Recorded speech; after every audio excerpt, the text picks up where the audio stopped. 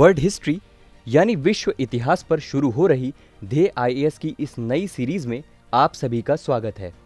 मैं हूं दिव्यांश शुक्ला।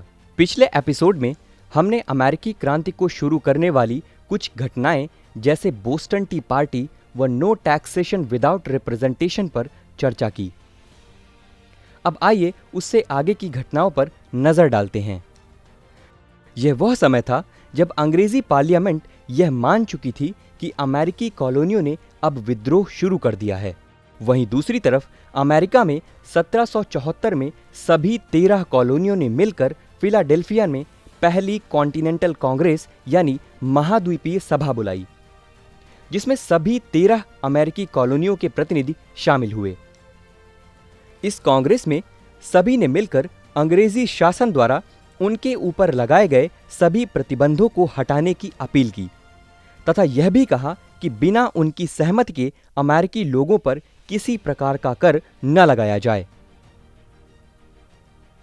ब्रिटिश राजा ने अमेरिकी लोगों के इस कार्य को विद्रोह करार देते हुए सिपाहियों को इस विद्रोह को दबाने के लिए भेज दिया। जब कॉलोनियों को यह पता चला तो उन्होंने आसपास के राज्यों में उपस्थित सभी लोगों व सिपाहियों को स्वयं की रक्षा के लिए एक सेना बनाने का आग्रह किया। 1775 में अमेरिकी सिपाहियों और ब्रिटिश सेना के मध्य पहला युद्ध शुरू हुआ।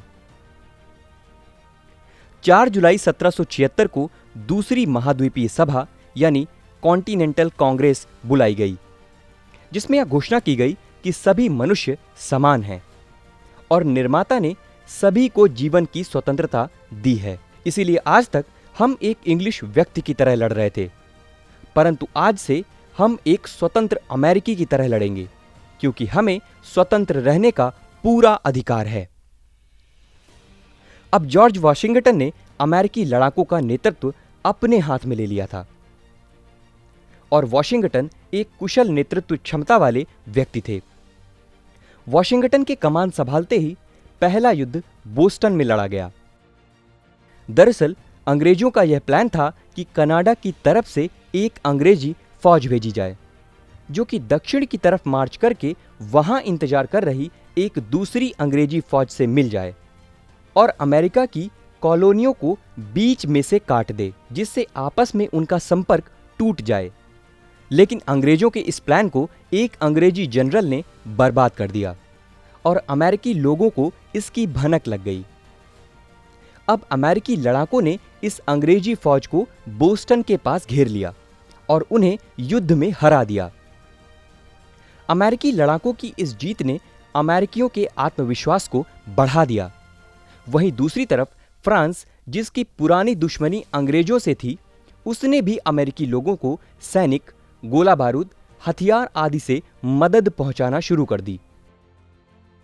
यही नहीं, अंग्रेजों के पुराने दुश्मन स्पेन और हॉलैंड भी ब्रिटेन के विरुद्ध युद्ध में लग गए। इसकी वजह से ब्रिटेन में अस्थिरता का माहौल पैदा हो गया। ब्रिटेन की पार्लियामेंट में भी इस युद्ध का विरोध होने लगा और पार्लियामेंट के कुछ सदस्य इस युद्ध को रोकने का दबाव बनाने लगे। आखिर में 1781 में इंग्लिश कमांडर कॉर्नवालिस ने अमेरिका में सरेंडर यानी आत्मसमर्पण कर दिया। यह वही कॉर्नवालिस था जो बाद में भारत का गवर्नर जनरल बनाया गया था। इस आत्मसमर्पण के 2 साल बाद यानी 1783 में पेरिस की संधि हुई और अंग्रेजों ने अमेरिका की उन 13 कॉलोनियों को स्वतंत्र मान लिया और आखिरकार इतने लंबे प्रयत्न के बाद अमेरिकी लोग स्वतंत्र हो गए।